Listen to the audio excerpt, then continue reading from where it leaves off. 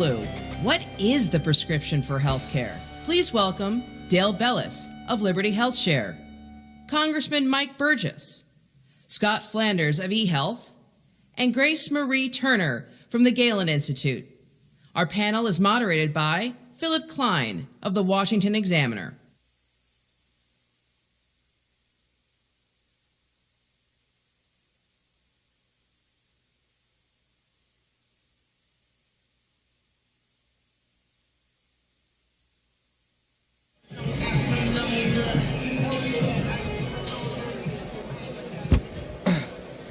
Well, I thank those of you who stayed here rather than heading off to lunch. We have a limited amount of time and a very big subject to tackle. I think that it's a fair assumption that to those in this audience, they believe that Obamacare is a disaster. And I feel as though with this panel, we can talk about what comes next after Obamacare. Should it be repealed? So I want to start with you, Chairman Burgess. Representative Burgess is chairman of the Health Subcommittee of the Energy and Commerce, which is one of the committees that's tasked with coming up with a plan to repeal and replace Obamacare. Now, Chairman Burgess, obviously the core Republican message for since 2010, when Republicans ran to take over the Congress, was about repealing and replacing Obamacare. And it seemed like going into this year there was a lot of momentum toward following through on that promise. But now there's been a lot of fighting among Republicans. Republicans are coming under attacks. And just today we had the former Speaker of the House, John Boehner, say that he doesn't think repeal and replace is going to happen. What do you say? Is this going to happen? Is repeal and replace going to happen? Yeah, it's going to happen. And let me just go through with you at least how I see this unfolding. A year ago, a little over a year ago now, December 2015, the House and the Senate both passed a bill under what are called reconciliation instructions in the Senate. It meant they only had to have 51 votes, and it passed the House. It passed the Senate. It went to the President's desk and was vetoed. The veto was sustained in the Senate, and so, okay, the end of that. But it demonstrated to me that if you got the right person in the White House, you could send that bill back down the other end of Pennsylvania Avenue, and you would repeal large pieces of the Affordable Care Act. Does it take all of it out? No, it does not, but it's a good start. So that is our starting point this year. We are starting with reconciliation because, again, you only have to have 51 votes over in the Senate. The predicate bill will be the one that passed in December of 2015. So what does it do? It takes away the penalties for the individual mandate and the employer mandate. Takes out a lot of the Obamacare taxes. It does not take kids off their parents' insurance until age 26. That was not part of the reconciliation bill last time. It won't be part of the reconciliation bill this time. Pre-existing conditions actually unchanged under the reconciliation instructions. It does do away with the Medicaid expansion, and we are in the process of trying to figure out right now how to minimize the disruption in expansion states but still achieve the goal, and how not to punish non-expansion states, important to me because I'm from a non-expansion state. I spent the month of December talking to my counterparts in the House and Senate, in the Texas House and Texas Senate. My premise to them was, I want to go to Washington and be for what you're for. I want you to tell me, is it a block grant? Is it a per capita cap? What is it you want to see going forward? And I'll go up there and fight for that for you. These are the kind of the big pieces that are in play right now. Some of the things that people want to see gone will not be gone under reconciliation. We actually don't touch the essential health benefits. There is another part of this that will happen at the agency that the new Secretary of Health and Human Services, who I spent an hour with this morning, there is a great deal that can be done on the regulatory side. There are more insurance reforms that can be done down the road, but that is down the road. The first step is reconciliation, and we will get it done. Okay. How soon? We will get it done. Okay, so... Look, okay, let me just say this. The President is coming to talk to a joint session of the House next week, next Tuesday. I would like for him to say very directly to us, to my leadership in the House, Republicans and Democrats, that this is your job. I want you to get it done. Simple as that. Now, if I could get you to sort of respond to some of the criticism that's been coming both from the right and the left toward the Republican approach thus far, and to some of the outlines that have been come out about the plan. So basically, on the right, you have a fear that what we're going to see is repeal in name only, that Republicans are going to say they repealed Obamacare, but the replacement is going to keep a lot of it intact, and maybe there'll be more health savings accounts and some tweaks to Medicaid here and there, but it won't really be a full, true repeal. What do you say to those critics? Well, the structure under which we have to work to get we only have 52 Republican senators. I wish we had 60 like the Democrats did when they passed this dog. They passed it under regular order, but we don't have 60 votes. We have 51. So when the Democrats passed it with 60 votes, they then lost a vote and had to come in and do the cleanup with reconciliation. Reconciliation was sort of the end act of getting Obamacare across the finish line. It will be the opening salvo. It will be the opening act for us taking Obamacare out. The issues that you described, yes, they are of concern to me. Look, when people say, what would you do if you ran the zoo? And I have said for years, if I could just get rid of the individual mandate. That is the most coercive, unpleasant aspect of the Affordable Care Act. If I could get rid of the individual mandate, day one, take my hand off the Bible, get that out of there, I'd do it. Because suddenly you move from something where he's coercing the citizens of the United States to enter into a behavior. You're going back into a market-based system. I think that is the central, most essential thing that must happen. Yes, it happens under reconciliation, almost. So I'll take that. Now, obviously, the criticism that Republicans are going to come under already from the left, and certainly when they unveil a bill, is it's going to say, look, this is going to cover a lot fewer people. It doesn't have as generous subsidies. The insurance isn't as comprehensive. And Republicans are going to need to be able to respond to those that onslaught of attacks and to protests that we're already seeing at town hall meetings. What do you say? How would you respond to those criticisms? Well, first off, we're not going to send an IRS agent out to chase you down and make you buy health insurance. So if the numbers drop, I would say that's a good thing because we've restored personal liberty in this country, and I'm always for that. The Congressional Budget Office is always going to come up with figures, and they'll be the subject of some question and some debate. But, and I think others on the panel have a better handle on these numbers than I do, there are a lot of people right now that get an exemption from the individual mandate, so they're not doing it. They're not doing what the Affordable Care Act said they had to do. And there are other people who just say, I won't get insurance, fine me. And that is actually occurring at the present time as well. So those people are outside. They're certainly not covered under the aegis of the Affordable Care Act or Obamacare. If you don't get rid of the individual mandate, if you don't get IRS agents chasing you down, if you don't stop IRS agents from chasing you down, forcing you to sign up for this insurance, then you don't really change anything. That is the central thing, my opinion, that has to change. Okay, if we can move on. Grace Marie, who's president of the Galen Institute, has been working for decades with Republicans to promote market-based alternatives to government health care. And I wanted to get you, because a lot of times when we have this discussion, we get into sort of buzzwords where people who are in healthcare policy on the right often say, we want to empower the consumer, we want patient-centered care.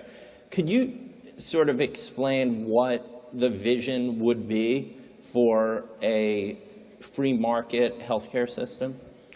Phil, it's really a devolution of power. It's giving power to individuals, to families, to doctors, and to states. States are a much better manager of the health insurance markets than the federal government. We've seen the wreckage of Obamacare. And giving the states more power to give people more choices of coverage, I think, is really, really crucial. One of the things that this law this legislation that's being developed. I agree with you, Dr. Burgess. This is going to pass, and we heard Reince Priebus and Steve Bannon saying the president delivers on his promises. And what's his number one promise? Repeal and replace Obamacare. But it is repeal and replace. And one of the lies of the left has been Republicans have no ideas. The House of Representatives worked almost all of last year refining plans from the different committee chairs, from senators that have been offered, conservative think tanks, to come up with a consensus plan. That's the basis for the legislation that's being developed now. It enhances self-savings accounts. It provides protection for people who have pre-existing conditions. It gives states more resources to help people who can't afford their coverage. It would reform Medicaid, which is a disaster of a program, a ghetto of a program. But the most important thing, I think, to again reiterate what Dr. Burgess said, we're not going to get everything we want in this first bill. This is the platform to begin once-in-a-generation reform. We can build on that later, but Senator Schumer wants nothing more than to see this effort fail, because they know Obamacare is failing, and they want to blame somebody else after 4 election cycles when they've been pummeled on Obamacare. If it fails, if this legislation fails, the failure of Obamacare is going to increasingly be something that people blame Republicans for. So you may not like everything in this bill, but think of it as a down payment on really getting to the right kind of reform that we can pass maybe with Democrat support through regular order, but the process we have to go through doesn't allow you to get to everything in Obamacare. It has to be directly related to taxing or spending. So there will be, we have to do this, we have to get this out of here to be able to deliver on the repeal with replace pledge to the American people, and to then begin the process of truly returning to a health sector that can be America's greatest health sector again. No, one of the things that I've written about a lot is that I think that the debate within Republicans, I mean, it's often been joked that it's not that Republicans don't have a plan, it's that they have far too many. And I always say that everything sort of comes to this philosophical difference, which is sort of how much government intervention is somebody comfortable with to try to ensure broad coverage, and how much do you care about coverage versus cost or something like that. And I think that policy-wise, this is often turned into a debate, manifested itself, I should say, in this debate over should we give people tax credits to purchase insurance, or should they be given deductions? And it kind of seems like an esoteric debate, but it's actually about what role you want for government, because tax credits are the equivalent of subsidies effectively. It requires more government spending. Deductions are a tax cut effectively. However, if you have somebody who's low income who has a low tax burden against which to deduct, the deduction doesn't do much for them, so then you're not expanding coverage as much. So ultimately, this fight among Republicans and conservatives comes down to this underlying philosophical disagreement. So could you talk about that sort of debate within the Republicans? Well, I think it's really what would we want if we were starting with the right kind of policy for the health sector. We are not starting there.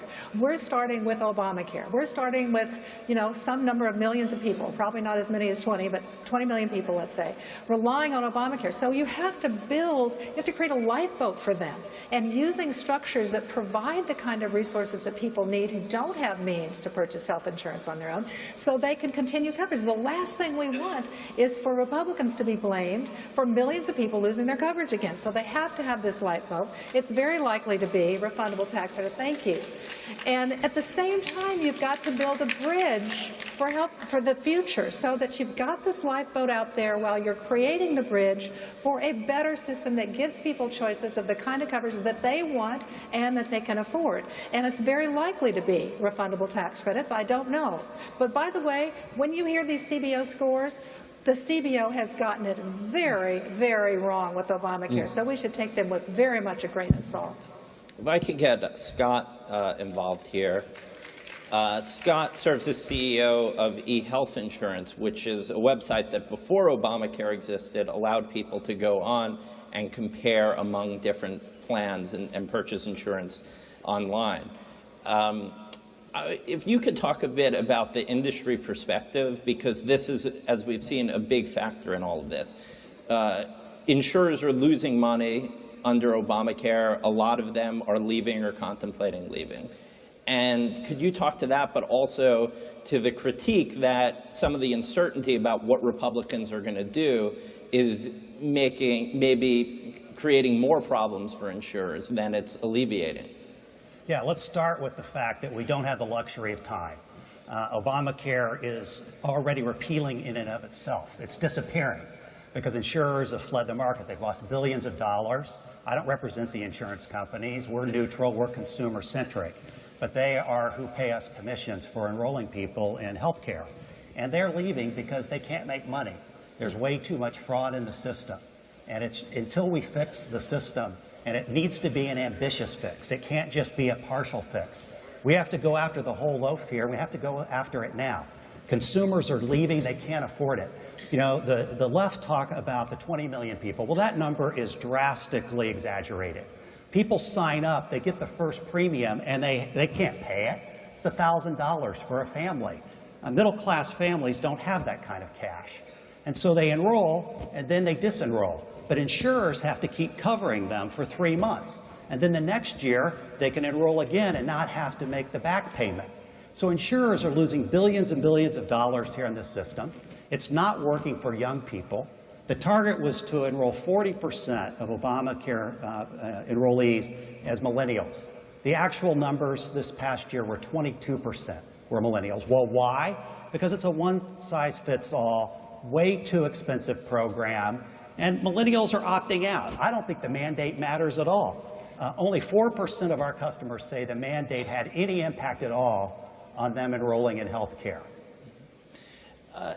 Now, Dale, you spoke earlier today about Liberty HealthShare and about the idea of pooling risk for people who don't want to have health insurance and want to share medical costs.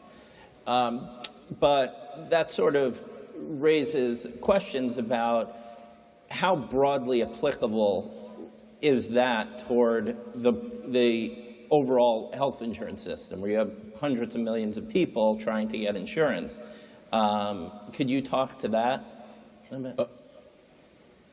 It is our interest that we really present a option for the consumer to make those choices.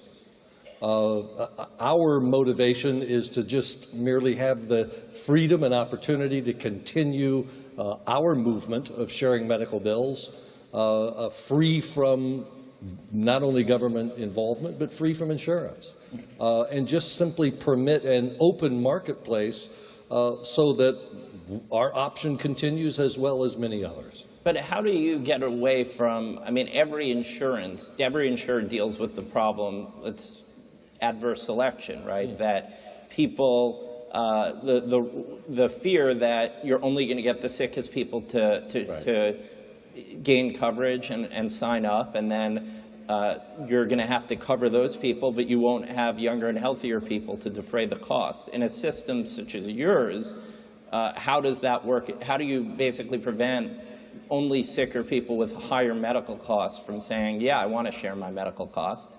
The vast majority of pre-existing conditions presented to Liberty HealthShare are those conditions particularly responsive to lifestyle change. And so we welcome those pre-existing conditions: high blood pressure, heart disease, type 2 diabetes, certainly obesity, smoking.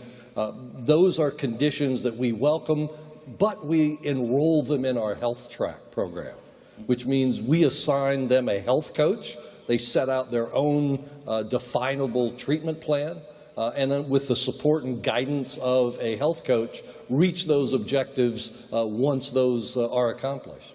So they're reducing not only their costs through lifestyle changes and support, diet, exercise, etc., but they're taking the responsibility for the costs associated with those, particularly responsive to lifestyle. Other conditions, which are a minuscule percentage of pre-existings, we don't share in the first year. But the second, third, and fourth years we do, and they're no longer pre-existing with us. Now, if I could get the rest of the panel to weigh in on this, on the issue of pre-existing conditions, because I'd say that whenever you're in discussions with somebody who's skeptical of free market alternatives, it's usually one of the first questions is, well, what about people with pre-existing conditions? Wouldn't insurers in a free market have every reason to say, well, they're too costly, so we don't want to insure them. It's a money-losing endeavor. Do you want to? Yeah, let's be sure of what we're talking about, because we are talking about people in the individual market. In the large group market, the employer-sponsored market, where most Americans get their health insurance, once you go through the probationary period of employment, you're covered. You have the benefit. It is pre-existing conditions exist in the individual market as an exclusionary device that medical underwriting created. But what are the real numbers? And you know, when the Affordable Care Act was up before the Supreme Court in 2012, I struggled with what do we need to do to be, because I thought it was going away, right? How could they possibly say this is constitutional? We're forcing you to buy it, so we're going to regulate it under the Commerce Clause. That's crazy. No one's going to think like that. Well, I was wrong. But I thought, what are the main things that people are going to be concerned about? Kids on 20 till 26, donut hole in Medicare, and pre-existing. Well, the insurance company said kids to 26 is a good marketing strategy. We're going to keep that. So good. That problem solved. The donut hole, I thought, was a problem that pharma created for themselves down at the White House when Obamacare was written, so that's their problem. But the pre-existing conditions. There was a federal pre-existing pool that was created for the first time in the Affordable Care Act. It had not existed prior. So how many people in that pre-existing pool that was created under the Affordable Care Act, how many people are we going to have to deal with? It was 65,000. 65,000. Tell me we can't solve a problem for 65,000 people. Why do we have to make everybody else's life miserable while we're trying to solve a problem for 65,000 people? Of course we can. But that approach was never taken, and that was the, to me, one of the big failings. And the Democrats pushed pre-existing conditions. There's 125 million people out there with pre-existing conditions. Now, the actual numbers are quite small, and it is a small segment of the population. It's an important segment. It's a sympathetic segment. We can take care of that with flexibility that states can use, with the grants to states for flexible risk pools. There are a number of things that could be done. We didn't have to do what Obama did. And the real issue, Phil, is that people need continuous coverage protection. They need to have insurance. Pre-existing conditions are a problem when you're trying to buy into an insurance market. We need to have an open season, or an open enrollment period, when people can buy in. And as long as they keep that insurance, they can be continuously protected from premium spikes. They can't just jump in and out of the market, as Scott said, as they are doing now. So pre-existing conditions is really a temporary problem. If you have a system in which people want to buy health insurance because it meets their needs and they can afford it. That's not the case with Obamacare, and as a result you've got this 40,000-page mass of regulations to try to pin everybody in. No, our view is give people options and choices that they can purchase through eHealth, that they can get through Liberty Health, just countless other options for coverage if you had real market forces working so that people are able to get and keep coverage. It's not rocket science. And if I can use the words exciting and health policy together in a sentence, the most exciting day in health policy for me was the day before inauguration. The governors were in town. I have never seen so much energy and enthusiasm. The governors brought to these roundtables, one on the Senate side, one on the House side. They want to be involved in these problems. They feel that they were left out when this stuff was created 8 years ago. They are anxious to participate in our solutions. Okay, and we're about to have to wrap up, but I just want to yes or no question quickly. By next CPAC, will Obamacare be repealed and replaced? And each one could take that. Yes. Yeah. Yes. Yes. Yes, followed by an if, the reconciliation.